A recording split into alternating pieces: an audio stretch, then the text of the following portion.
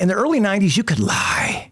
You could lie to labels. You could lie to people. There was no internet and social media. And I know it's so hard to believe that now. Right. But we told Atlantic Records, who I know you had a relationship with. Did a little business with them, yeah. Who was your contact there? Jeff Vaughn. Jeff Vaughn? The primary guy, and Mike Karen as well. Mike Karen was there when we were there, like on the rock and roll side. Right, which I didn't really know when I was doing business there, like the true level of legendary status that Mike Karen I mean, you're talking Stone Temple Pilots, like legendary dude there. You walk in his office and you see the Ed Sheeran all over the wall, and you're like, oh, okay, so you don't just do drill rappers. No, okay, exactly. Gotcha. They're very smart. You dealt with them. They know what they're doing. They hire very smart people in the shadows that make sure they know what's going on in the streets. Was Julie Greenwald still there when you were there, or no? I'm not sure. No, okay. I don't know if I made it that high up the ladder. Yeah, I didn't either. And I had a couple of number one records. Atlantic took a shot at us, and the Shrinky Dinks was the name of the band. We got signed to Atlantic Records. We make a first record. Caboose.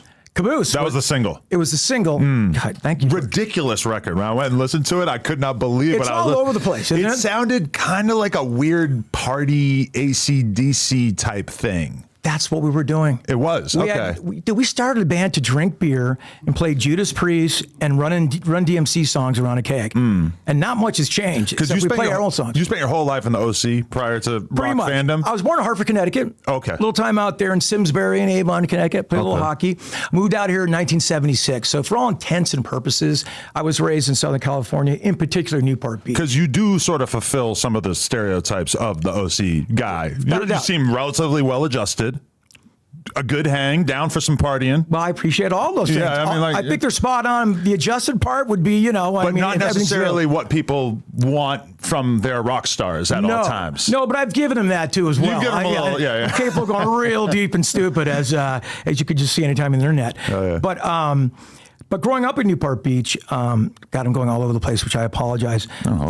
There was a million things I was interested in. Reggae music, hip hop, early hip hop. I'm talking, Funky 4+1, Wild Style and all that stuff. I was a break dancer. First white guy in Orange County that could do windmills. Really? Very proud of that. Wow. 1983, 84. So, sometimes that gets lost in the Wikipedia milieu, if you will. Right. And because of that, there's so many styles on that first record. But we got signed as the Shrinky Dinks. Hasbro goes, oh, that's great. You want to be the Shrinky Dinks? Right. No problem. The licensing is $1 million a year, and we get 15% of your net profit the rest of your life. Oh, my God. We said, you know what? We're going to call our 12 fans and let them know we're changing our name. I think it's going to be okay. We hadn't released yet, so it wasn't a problem. So we changed to Sugar Ray because I'm a huge Boxer fan. Okay. And we found out that Sugar Ray never trademarked the name. Really? I do not know why. And then recently he reached out to me and said, can I get my trademark back? I go, you can't get it back because that's our value. That's our commodity, as you know, about trademarks. And when you go on YouTube and search Sugar Ray documentary or whatever, you do kind of have to contend with the search results, including both.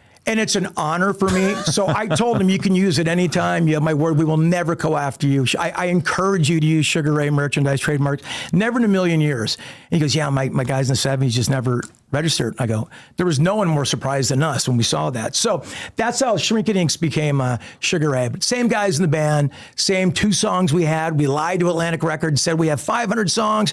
We're gigantic in San Diego. Because that time in the early 90s, there was a scene down in San Diego. Cargo Records with, Blink 182 was bubbling under, Rocket from the Crypt, Drive Like Jehu, Deadbolt, all these kind of cool bands, because labels were looking for a scene after Seattle. They were looking for a scene. San Diego might have been the last one, at least in rock and roll, before the internet came in and just made scenes useless. So we kind of associated ourselves with the San Diego scene. We lied and prodded, robbed Peter to pay Paul. A lot of chicanery and shenanigans. Adam 22, we got signed to Atlantic Records for $1 million. Wow, unheard of at the time? On 2 songs. Unheard of. Really? Unheard of at the time, because the CEO, Doug Morris, we made a video. We didn't make cassettes back then. That's what everybody did. They made cassettes. They went to an A&R guy. And if you were lucky, the guy would throw your tape in the garbage if it got that close to him. Otherwise, there was 700 cassette desks on the desk. There was just so much work. We made a video in a pizza box.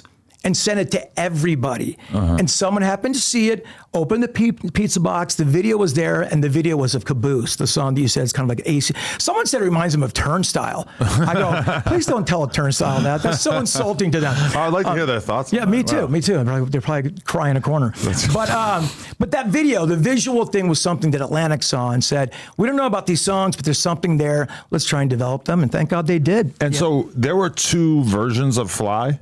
Like originally, because there's one with like a sample in the beginning and shit, and then there's like a more cleaned up version that's also on the same project, right? Was that because of the producer who was the dude from Sublime, who also did the Sublime self-titled? You're so good. That's why you're the best. You care about your interviews. Well, shout out to my friend Alex Legend, male porn star, who also is like a huge rock fan. We were working out this morning, and we were kind of working together to decipher some of this. Well, whatever it's doing, how you vet these things, get these questions, it's amazing because you're not just waiting for the next question. I've interviewed people, so I know what it's like. You are listening. You're like the Joe Rogan of this alternative universe because you are the Joe Rogan of the J-Cats is what they say. Joe Rogan of the Zesty Disciples, right? I mean, come on, dude. I'm in. He's a limitless fountain of no jumper references. This is insane. To use every bit of vernacular I can possibly get at once.